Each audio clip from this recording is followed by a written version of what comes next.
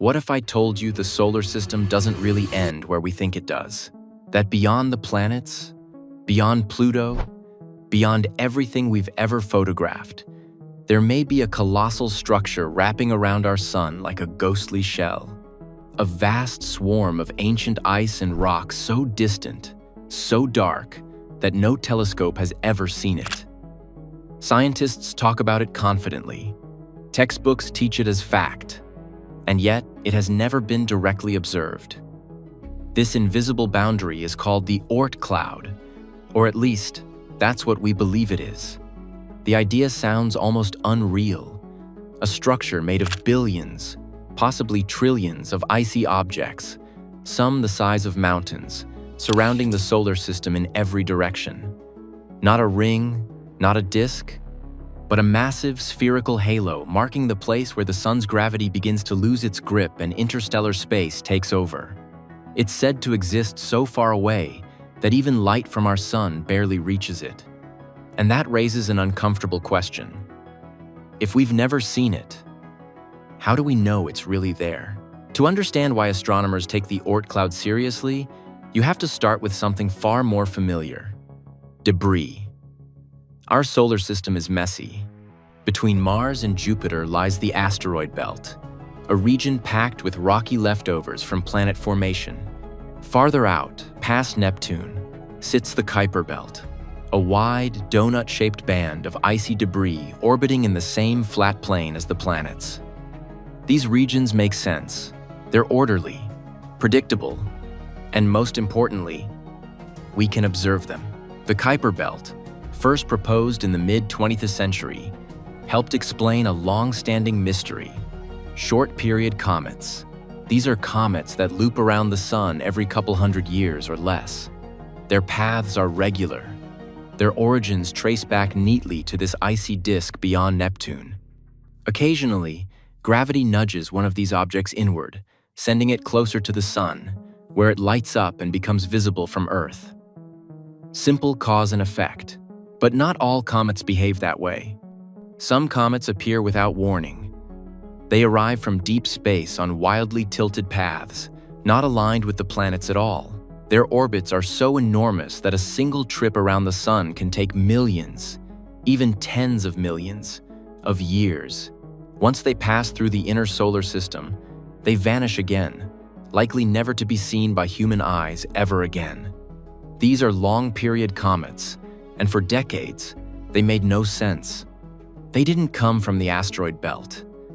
They didn't come from the Kuiper belt. And they weren't drifting in from random interstellar space either. Something closer was sending them. But from where? That question obsessed one astronomer in particular, Jan Oort. Oort wasn't just another scientist throwing around ideas. He was one of the most influential astronomers of the 20th century. He helped determine our position in the Milky Way. He uncovered early evidence for dark matter. And in 1950, while studying the strange behavior of long-period comets, he noticed something no one else had fully connected. Every orbit has a farthest point from the sun, called the aphelion.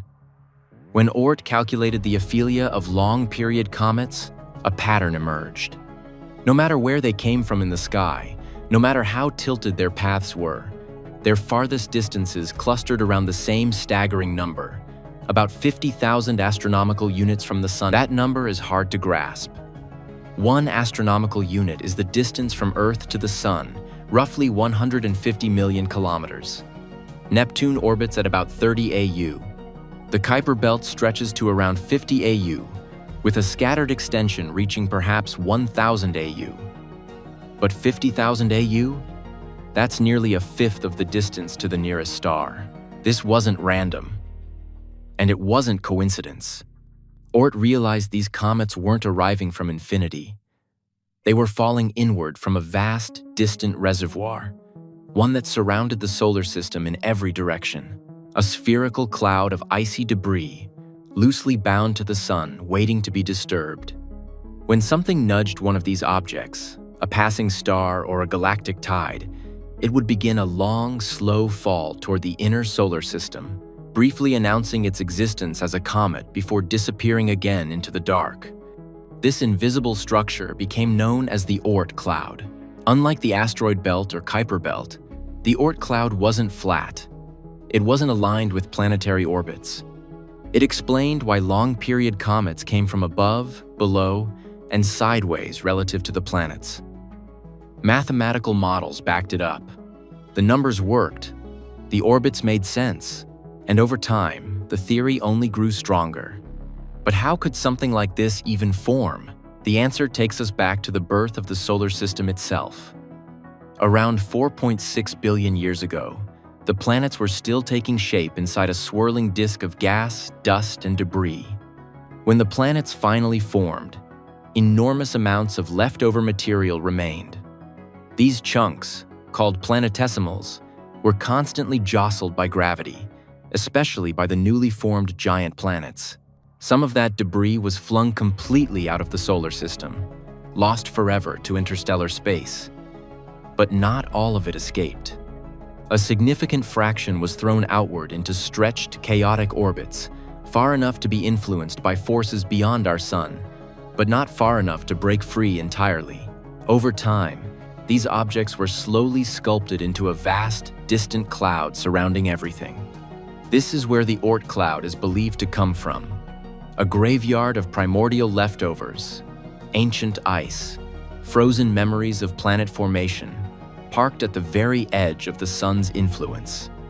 And just like Kuiper belt, objects can be disturbed and turned into short-period comets. Oort Cloud objects can be nudged into long, looping orbits toward the Sunday.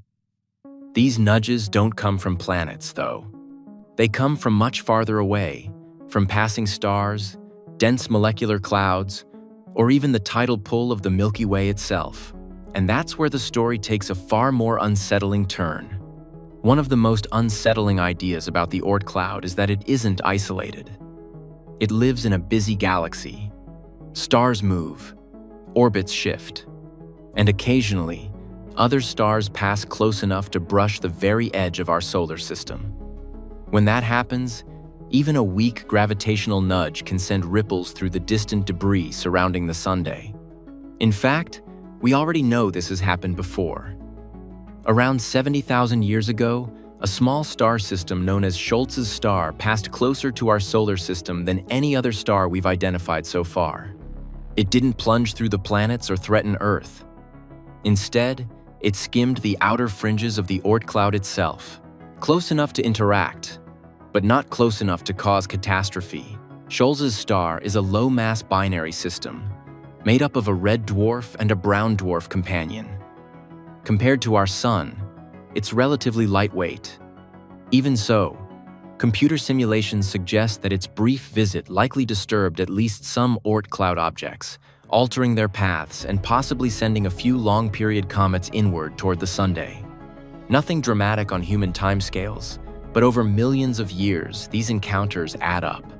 And Schultz's star was almost certainly not the only visitor. Over the Sun's 4.6 billion-year lifetime, countless stars have drifted past at varying distances. Some may have pulled debris away. Others may have contributed material of their own. Recent simulations even suggest that stars can exchange Oort Cloud objects, meaning some of the comets we see today might not have formed around our Sun at all. This leads to an even bigger question. Just how far away is the Oort Cloud? Scientists believe it may be divided into two regions. An inner region that could be more disk-like, somewhat aligned with the plane of the planets, and an outer region that forms the massive spherical shell most people imagine when they hear the name. The inner edge of this structure may begin around 2,000 astronomical units from the Sunday.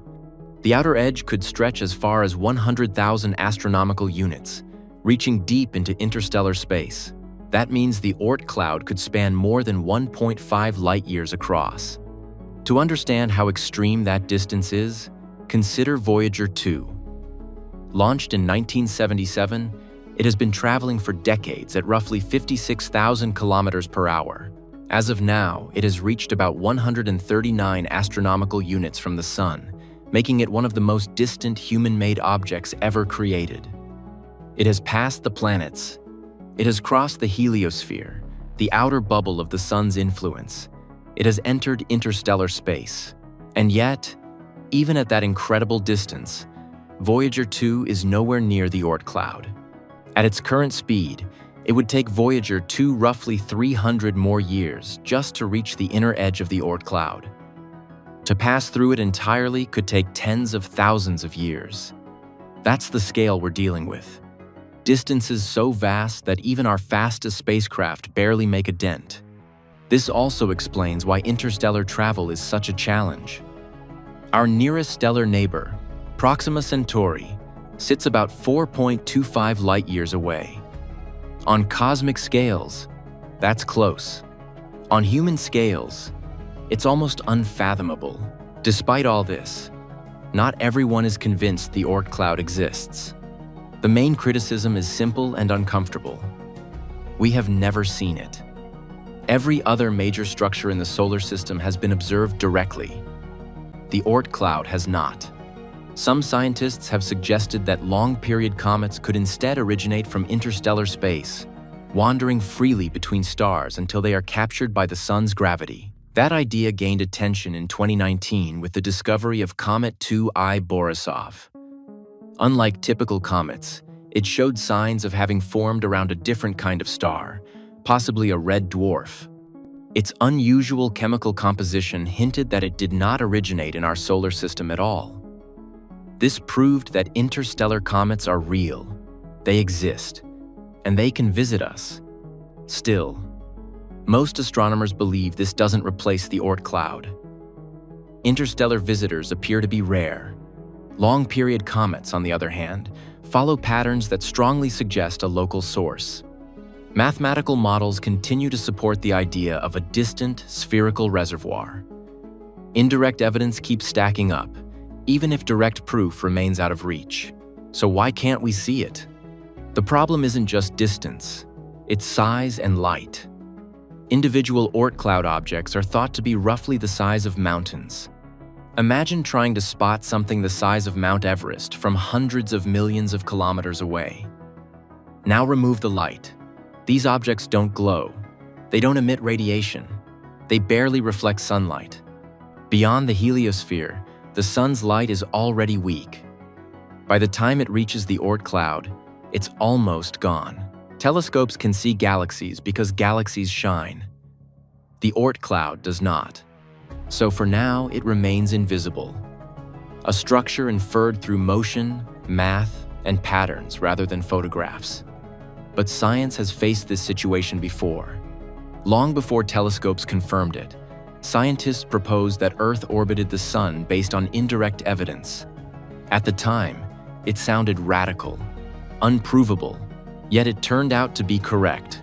The Oort Cloud may follow the same path, or it may be replaced by a better explanation in the future. Either way, it reminds us of something important. Our solar system is far larger, stranger, and more mysterious than it appears. And somewhere, far beyond the reach of our machines, something unseen may still be shaping what we observe today. For now, the Oort Cloud remains one of astronomy's most compelling enigmas.